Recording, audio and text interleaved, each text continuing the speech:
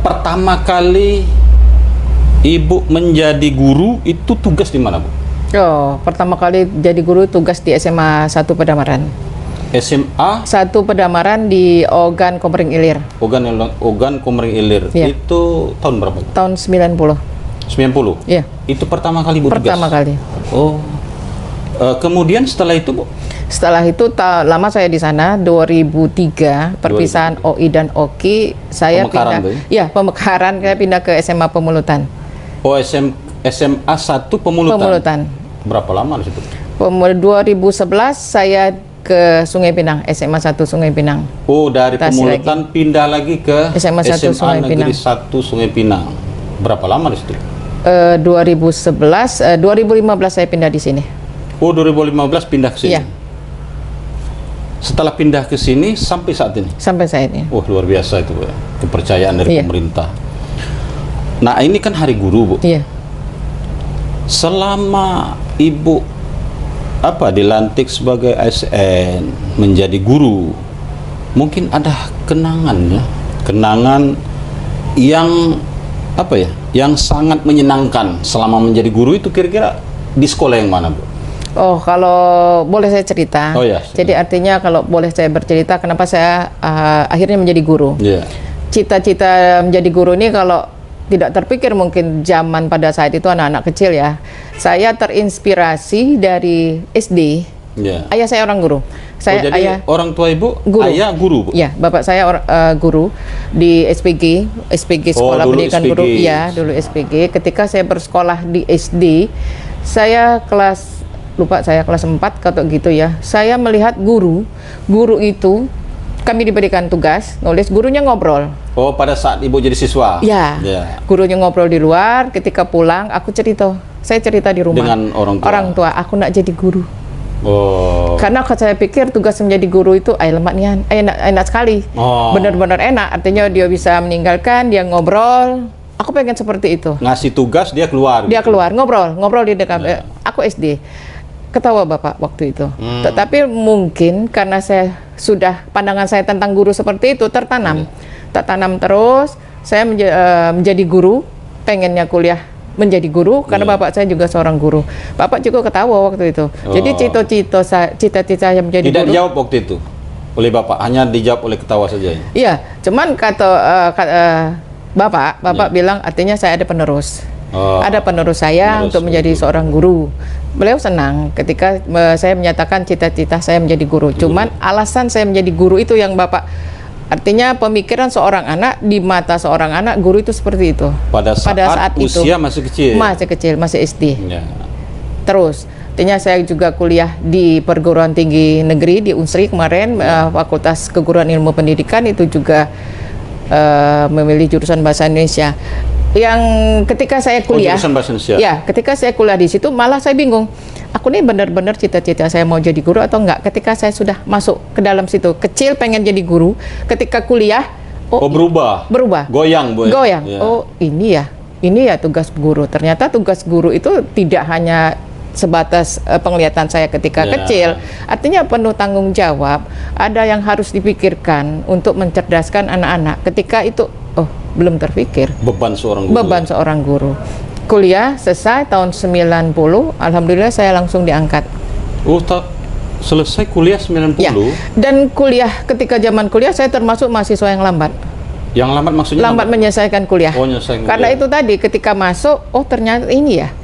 Mau jadi guru itu tidak segampang yang saya kira. Kita bayangkan. Iya, ketika kuliah banyak itu tadi antara laju pengen jadi guru diteruskan atau mundur. Tidak, atau tidak. Tapi karena akhirnya orang tua saya ada dorongan, artinya sudah di situ selesai. 90 saya selesai dan 97 juga saya diangkat menjadi guru pertama kali di. Tidak istirahat Ibu? Enggak, langsung.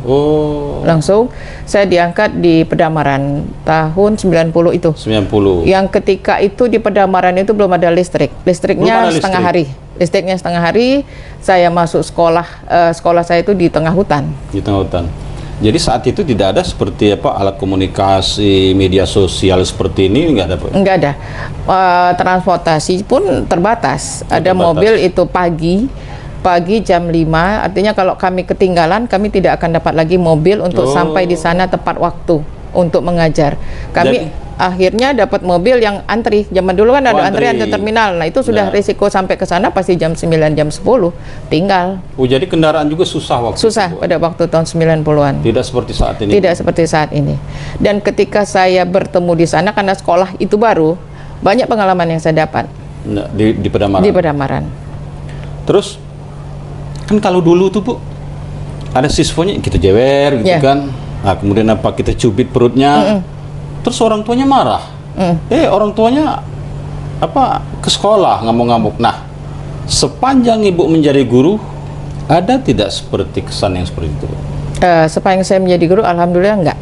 Tidak. Karena saya juga berusaha ketika marah dengan seorang siswa, saya tidak akan melakukan hal-hal kekerasan fisik seperti itu. Saya artinya kita juga harus mental, mental kita juga harus siap. Artinya ini namanya anak loh. Betul. Ini anak kita mendidik dia juga tidak juga harus kekerasan. Artinya kalaupun sampai kesal ya artinya jangan sampai kalah nih sama anak-anak. Kita harus menunjukkan kita yang memang harus menjadi panutan mereka. Sebagai tenaga pendidik. Iya. Mungkin tapi sering Bu, mau diapakan ini? Ya. Sering gitu Bu. Ya. Tapi tidak pernah. terjadi. Ya, namanya kita kan kadang-kadang ketemu anak yang ketika sudah dinasihat masih berarti itu, aduh, paling kayak gitu. Tapi kalau sejak dari tahun 90 sampai saat ini dilawan oleh murid, terus nadanya kuat, itu sering atau gimana? Pernah. Pernah. Jadi ketika ada murid, ketika kita kadang-kadang pemikiran anak dan pemikiran kita sebagai guru itu beda. Kadang menurut dia benar, menurut dia yang dilakukannya itu benar, menurut kita itu no, tidak nak untuk anak seusia kamu. Pendekatannya, kalau saya melakukan pendekatan, anak itu saya akan panggil, saya akan ajak bicara, apa yang terjadi masalah, karena tidak serta-merta anak itu menjadi seperti itu. Dan saya juga mengajak kawan-kawan jangan pernah menyalahkan anak. Namanya anak, dia belajar dan tugas kita untuk memberikan pengalaman pembelajaran kepada mereka. Saat ini kan Ibu menjadi kepala sekolah. Apa yang sangat Ibu benci kan? Kalau perbuatan mungkin bawahan itu kan banyak yang kita benci. Tapi yang paling Ibu benci yang dilakukan bawahan, kira-kira bawahan ini melakukan apa Bu? Saya paling tidak suka ketika guru itu mengabaikan tugasnya, pokoknya menjadi guru. Artinya saya selalu mengingatkan anak-anak itu menunggu. Kalau jam masuk ya masuklah dulu. Kalaupun apa yang kita inginkan dengan anak, kita juga harus melakukan itu kepada diri kita sendiri. Ketika kita datang pagi, kita belum makan nih, kita belum makan.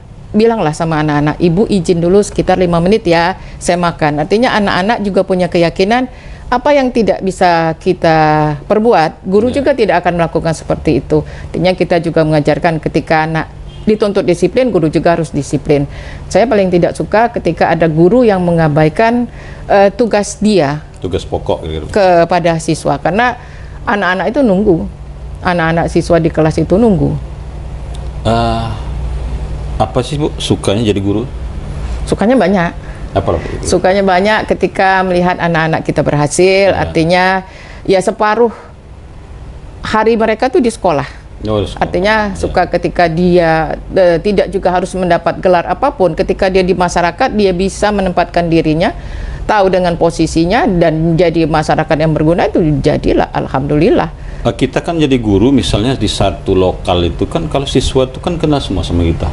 Nah kita kan belum tentu mengenal mereka. Nah ini kalau misalnya mereka sudah menjadi alumni di luar, mungkin Ibu pernah ketemu di pasar, oh Ibu Kepse. Nah ataupun ada kejadian di luar, oh ternyata ini murid saya ini. Ataupun misalnya kita belanja ataupun di pernikahan atau acara kegiatan yang lain, mungkin ada kenangan ketemu sama alumni Bu? Jadi kenangan kalau ketemu alumni itu ya sering, karena anak-anak itu yang ditanam di ketika mereka belajar itu tertanam akan ada sosok guru ini, oh seperti ini ketika dia mengajar. Kadang-kadang ketika kita sudah ketemu, ketika dia misal sudah berhasil ya orang, dia akan mengucapkan terima kasih, ataupun ketika di sekolah dia nakal, dia pasti ketawa, dia itu ingat akan kenakalan dia ketika sekolah. Pasti, Pendidikan. pasti. Dan saya kalau dulu karena sudah 4 tempat. Jadi artinya di Pedamaran, Pemulutan, Sungai Pinang dan Tanjung Raja itu berbeda-beda karakter. Oh, di daerah masing-masing Pemulutan, Tanjung Raja beda. Beda. Jadi kalau di Pedamaran mungkin mereka lebih terbuka ketika saat itu ya, tahun 90 ketika kita mengajar nada suara kita agak keras, agak cepat, mereka akan ngomong, "Ibu jangan cepat-cepat. Ibu tidak kedengaran." Itu pada saat itu. Dan mereka lebih terbuka dia ketika misalnya, "Ibu, kamu cantik nian." Atau, "Ibu, kenapa hari ini kamu tidak cantik?" Tinggal kita ini terbuka ya? Terbuka dia untuk kalau saat itu. Ketika saya pindah ke Pemulutan beda karakter. Beda lagi. Artinya anak Pemulutan itu ketika mereka sering bercanda, main, itu cepatlah pisahkan. Saat itu ya, yang saya tahu karena sekolah itu juga baru buka. Karena kadang-kadang tingkat dia tuh akhirnya jadi ribut. Akhirnya jadi ribut. Itu yang ketika saya dapat di Pemulutan. Budaya kayaknya. Beda karakter itu ya. Daerah masing-masing. Ketika Sungai Pinang lah beda lagi. Tanjung Raja beda lagi. Walaupun jaraknya tidak terlalu Kalau jauh. Tanjung Raja saya lihat anak-anaknya ini mentalnya kuat. Artinya ketika lomba dibawa kemanapun mereka tidak akan gentar. Walaupun dia ini dari daerah, dari mana, artinya dia dibawa punya lomba kemana gitu. dia punya keyakinan, dia juga membawa nama sekolah, dia juga tahu apa tugas dia. Artinya ketemu siapapun mereka akan raju baik. Dan anak-anak sini juga memang udah sampai ke tingkat nasional kalau ikut lomba, namanya anak daerah. Dan kami juga, mereka memang hanya mengandalkan gurunya, kadang-kadang keterbatasan ekonomi mereka tidak ada les di luar. Jadi benar-benar guru yang mereka tunggu. Bagaimana Bu menghadapi siswa yang bandel sekali Bu? Nah terus Ibu selama sudah puluhan tahun menjadi guru, mungkin ada tipsnya Bu? Bisa dibagi dari rekan. Jadi kalau menghadapi siswa yang bandel itu kadang kita lihat anak ini bandelnya kenapa sih? Karena ada kemungkinan terlalu dimanja di rumah. Kita cari penyebabnya. Bisa cari penyebabnya. Atau dia ini kadang-kadang ya karena ada yang dia merasa tidak percaya diri, ada yang kurang di diri dia, jadi dia mencari kesibukan sendiri yang membuat dia merasa nyaman. Kalau kami di sini, ya itu tadi, kami tetap harus melakukan pendekatan kepada anak dan pendekatan kepada orang tua. Orang tua kami ajak berbicara, ini anak ini ketika di sekolah seperti ini, di rumah bagaimana. Artinya kami saling minta bantu juga. Artinya sekolah menitip, orang tua menitipkan anak ke sekolah. Kami juga minta tolong dengan orang tua ketika anak di sekolah tuh gini loh, anak ini seperti ini. Bapak, Ibu, anaknya seperti ini. Kadang-kadang orang tuanya juga kaget ketika tahu anaknya melompat pagar, ketika tahu anaknya bolos dari rumah dia ke sekolah, ternyata sampai ke sekolah juga enggak. Kadang-kadang pengaruh kawan juga lebih kuat. Dan saya meyakinkan tidak ada anak yang bodoh. Tidak ada anak yang bodoh yang ada. Ya, tidak ada anak yang bodoh. Yang ada anak-anak yang kalau malas iya. Kalau malas iya. Iya, tapi kalau bodoh tidak ada anak yang bodoh. Terus putra putri Bu ada berapa? Kalau putra saya alhamdulillah 1 orang. 1 putri? Enggak ada. Jadi anak saya 1. Keluarga Ibu semuanya guru, mungkin kakak, adik. Kalau bapaknya kan guru. Nah kalau adik Ibu mungkin atau kakaknya? Saya ada Ayu yang tertua itu dosen. Dosen. Kemudian yang nomor 2 itu kemarin pensiunan di Dinas Pendidikan Provinsi. Adik saya juga ada di kampus PGRI. Itu guru juga? Guru semua. Enggak, dosen. Ada yang tenaga, tapi tidak jauh dari lingkungan pendidikan. Ada juga keponakan saya yang sudah bekerja di instansi pemerintah, baliknya juga ke bagian SDM, artinya bagian juga untuk pelatihan, balik lagi ke guru. Artinya itulah. Masih lingkaran guru itulah. Guru dan pendidik. Mungkin di antara sekolah kan sudah pindah-pindah. Mungkin ada pengalaman yang paling tidak mengenakan. Paling tidak mengenakan maksudnya ke siswa, ke diri saya, atau Ibu? Ketika ada ke diri saya.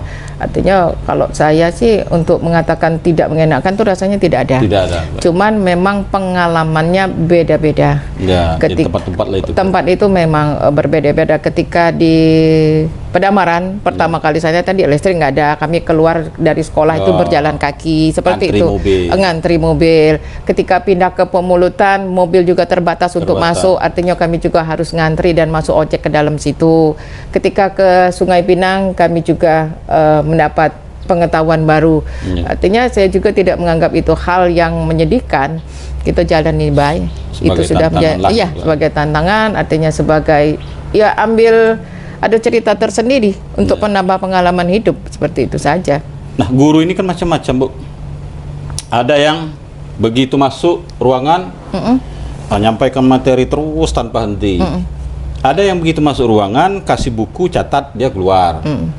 Ada catat, terang. Ada begitu masuk kasih apa ya? Seperti kuis terus. Iya. Nah, kalau Ibu sendiri yang tipe yang mana nih, Bu? Kalau saya yang pertama pasti menanyakan keadaan anak-anak. Oh. Itu yang saya tanyakan. Artinya ketika anak-anak sudah siap untuk menerima pelajaran, ketika mereka sudah merasa nyaman, baru saya mulai.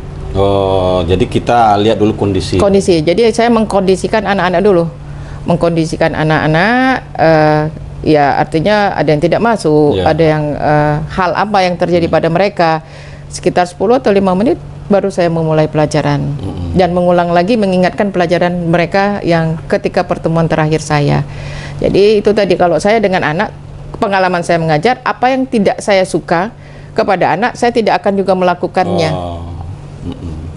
Jadi kalaupun anak harus izin, Bu, saya mau ke belakang, iya 5 menit ya. Dan saya juga, kalau saya izin, saya Ibu ke kantor dulu ya, 5 menit ya, 5 menit. Iya. Jadi harus komitmen, Bu. Ya, apa yang tidak saya harapkan kepada anak-anak, saya juga tidak akan melakukannya. Jadi kita jangan hanya menuntut anak untuk melakukan pembiasaan yang benar, tetapi kita sendiri tidak melakukannya. Oh, tapi sesuai dengan ucapan maksudnya? Iya. Jadi ketika kita belajar, kalian tidak ada lagi yang harus kalian perhatikan, kita sama belajar, kita fokus, nggak ada lagi. Artinya meja juga harus bersih, alat tulis mereka harus siap, tidak ada di atas meja itu ada bekas minuman dia, makanan. Artinya saya benar-benar memastikan mereka siap untuk menerima pelajaran. Saya. Kemudian bagaimana menurut Ibu kesejahteraan guru saat ini? Ya, kalau kesejahteraan guru, alhamdulillah. Jadi pemerintah memang sudah memperhatikan kesejahteraan guru dengan mendapatkan tunjangan profesi, sertifikasi. Dan guru juga sebenarnya harus mempertanggungjawabkan sertifikasi itu dengan pemberian bantuan dari pemerintah. Ya, kalau bisa melihat memanfaatkan hal tersebut, artinya pemerintah itu kan ini untuk ketika kebutuhan mengajar. Ya, betul. Perlu laptop, ya belilah dari situ.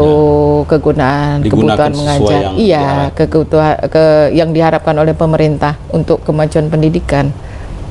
Mungkin saat ini, wah itu murid saya dulu. Sekarang jadi apa? Kepala kejaksaan. Nah, misalnya. Untuk waduh, yang merampok bank itu dulu saya ngajar kelas 1. Nah, kalau Ibu pernah, Bu, mengalami itu? Pernah. Jadi saya pernah bertemu dengan siswa yang melakukan pelecehan, artinya kepada temannya. Ini alumni ini, Bu? Alumni. Oh, iya. Alumni. Rasanya ketika itu masih sekolah juga. Artinya itu di luar dari kendali kami ya, karena melakukan di luar sekolah. Cuman kami juga menjadi prihatin untuk hal tersebut. Untuk hal tersebut artinya tidak juga kami merasa gagal, tidak. Artinya pendidikan juga kan tidak juga dia dapat di sekolah, dia juga harus mendapatkan pendidikan di lingkungan, di masyarakat, di keluarga, itu yang pasti. Kemudian ketika ada alumni yang berhasil, kami juga merasa bangga. Artinya bangga menjadi bagian keberhasilan dia, karena kan dia juga tidak menempuh pendidikan hanya di SMA. Mungkin ke perguruan tinggi menjadi bagian ada penanaman karakter kepada dia ketika sekolah. Dan alumni yang seperti itu kadang-kadang kalau kami tahu, kami ajak ke sekolah. Kami ajak ke sekolah untuk memberikan motivasi kepada terhadap anak-anak di sekolah. Artinya ini loh, ada contoh yang ketika sekolahnya dia bisa bercerita sekolah kemarin dia seperti apa, ketika sekarang dia menjadi seorang yang berguna. Saat ini Bu, hal-hal yang dikhawatirkan oleh orang tua, narkoba, Ya. seks bebas. Terus apa yang diberikan oleh sekolah Bu? Atau ada materi khusus siswa menghindar ataupun semacam ada penekanan pelajaran khusus atau trik apa yang dilakukan oleh sekolah agar mereka paling tidak terhindar seperti itu, tidak terjerumus narkoba, terus seks bebas, ataupun katakanlah ya bisa saja ke judi online. Nah terus apa yang dilakukan sekolah untuk kira merantas ini Bu? Ya, jadi sekolah, kalau kami dari sekolah artinya kami menanamkan karakter kepada anak. Mereka harus menjadi diri mereka sendiri. Mereka tidak mudah terpengaruh hal-hal seperti itu, karena hal seperti itu kalau zaman seperti itu, seperti kata Bapak, ya sudah sangat marak. Betul. Jadi anak-anak diedukasi tentang bahaya merokok, bahaya narkoba itu kami bekerja sama dengan pihak yang terkait. Ada ada dari puskesmas, kadang ada waktu-waktu tertentu mereka mengecek kesehatan anak-anak yang misalnya merokok. Kemudian yang untuk narkoba kami bekerja sama dengan BNN. BNN pernah kami melakukan tes narkoba. Oh, di sekolah. Di sekolah pernah. Dan pernah ada kedapatan anak. Oh, pernah jadi, juga ya, Bu, ya? Jadi sudah dites, ada dapat satu ibu, ini gimana, kan panggil orang tuanya. Artinya kerjasama juga dengan pihak BNN, mereka juga menyiapkan dalam hal artian ketika anak ini bermasalah, mereka menyiapkan ruang untuk direhabnya juga, bahaya narkoba dan seizin orang tuanya. Jadi orang tuanya kadang-kadang yang satu kemarin kami dapat anaknya ya kaget orang tuanya, dia tidak menyangka seperti itu. Dan ketika didalami itu tadi, kadang anak itu ada rasa kekecewaan terhadap lingkungan, karena mentalnya mungkin tidak kuat. Padahal orang tua sudah sangat peduli, dan lingkungan juga artinya dia kena. Tamat anak itu dari sini. Selesai dengan yang tadi benar kami awasi dari kami, dan pihak BNN juga ngawasi, dari keluarga juga kami awasi. Kemudian Bu, mungkin ini terakhir, apa sih yang paling berkesan selama Ibu tugas jadi guru dari 90 sampai saat ini, yang paling berkesan selama puluhan menjadi guru? Yang paling berkesan rasanya kalau diomong berkesan ya berkesan semua. Artinya yang paling berkesan apa yang disampaikan pesan orang tua kepada saya ketika saya menjadi guru itu benar. Benar. Jadi di mana bumi dipijak, di situ langit dijunjung. Oh, di situ langit dijunjung. Ya, tetap makan nasi. Artinya maknanya itu luas. Tetap makan nasi, tetapkan kejujuran, disiplin. Artinya saya sangat terkesan dan masuk di diri saya itu yang itu tadi. Apa yang yang dipesankan, dimanatkan orang tua kepada saya itu. Mungkin ada kebiasaan ayah misalnya atau ibu yang ibu turut juga ikut melakukan apa semacam karakter ayah yang melekat dengan ibu sampai saat ini masih ibu kerjakan. Itu karakter apa dari Bapak? Kalau dari orang tua saya, artinya kamu itu guru, pengetahuan kamu harus luas. Kalau dulu kita koran ya. Ya, koran. Orang tua saya itu pasti nyuruh saya itu membaca. Oh, baca.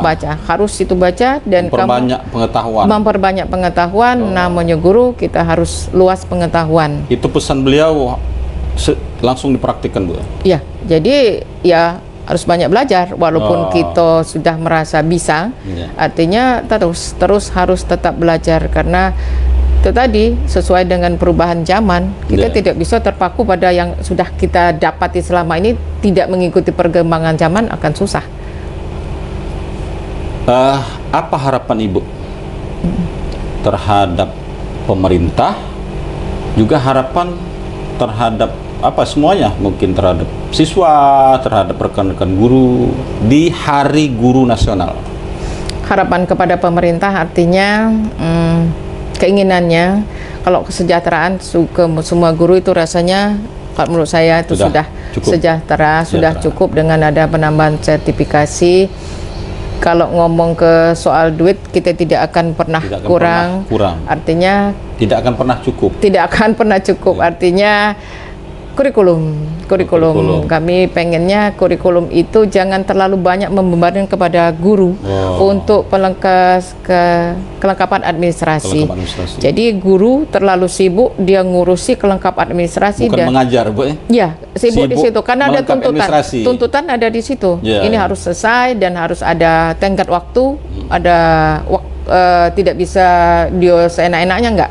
Ada waktu. Jadi guru terbebani dengan yang seperti itu. Pengennya kurikulumnya lebih disederhanakan, tetapi lebih menyentuh kepada karakter siswa.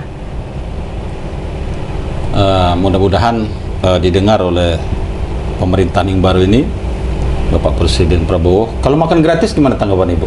Kalau makan gratis, gizi gratis di sekolah. Iya. Kalau tanggapan kami dari pihak sekolah senang. Senang artinya tanggapan makan gratis, tidak semua anak, balik lagi latar belakang ekonominya kan beda-beda. Ada yang mampu, ada yang tidak mampu. Ada yang anak karena kami dari pagi sampai sore dia cuma sanggup jajan cuma sekali. Ada yang orang tuanya mampu dia 2 kali. Artinya ketika ada bantuan dari pemerintah makan gratis, makan gizi gratis ya terbantu. Anak-anak yang kurang mampu itu akan terbantu dan mereka akan sama, menunya pasti sama. Kita merasa ketika kita dalam keadaan tidak punya, pengen kawan ini lauknya ini, sementara kita lauknya beda. Dan saya juga menekankan kepada anak-anak, ketika kalian tidak bisa membagi makanan kepada teman kalian, janganlah kalian makan di depan mereka. Artinya kalian tuh makannya agak-agak minggir-minggir. Tapi ketika kalian bisa membagi itu makanan sama-sama, silakan. Karena apa? Akhirnya anak akan berpikir lain kan. Ketika mereka pengen kita yang bawa makanan tuh sedikit enak, itu akhirnya dia ada bukanya makannya, ya kan? Ada rasa saking kepengennya itu kan perbuatan tidak baik. Maling lah dia, pengen dia. Dan saya kalau soal makanan menerapkan kepada anak seperti itulah. Makan di kelas pun saya larang. Makan permen pun kalau kau makan di permen di kelas, kalau kau sanggup sekelas ini silakan. Tapi kalau kau makan sendiri, buang permen kau. Jadi tanamkan untuk kebersamaan. Artinya merasakan dengan kawan-kawan yang ekonominya kurang. Artinya kawan-kawan yang, karena anak sekolah di sini ada juga yang anak jauh jaraknya dari tempuh karena sudah beda kecamatan, akan beda. Jadi dari makanan hal kecil seperti itulah saya menanamkan kepada anak-anak. Peduli sesama. Ya, jadi sangat bersyukur ketika ada program dari pemerintah makan siang bersama. Situlah merasa terbantu akan anak-anak juga, rasa dia sama. Dia tidak berkecil hati. Kenapa aku beda dengan yang lain? Tetaplah menjadi guru yang kuat, guru yang hebat, guru yang berkarakter, karena kita sudah menentukan itu pilihan kita, profesi kita. Artinya kita bertanggung jawab akan pilihan kita sendiri. Tetaplah menjadi guru yang kuat dan hebat. Oke Bu, sudah 20 menit berlalu kita berbincang-bincang. Kami terima kasih atas waktu Ibu. Di tengah kesibukan Ibu sudah meluangkan waktu untuk berbincang-bincang dalam rangka untuk menggali, memperingati Hari Guru Nasional. Terima kasih Bu. Terima kasih Pak. Kami juga berterima kasih. Assalamualaikum warahmatullahi wabarakatuh. Assalamualaikum warahmatullahi wabarakatuh.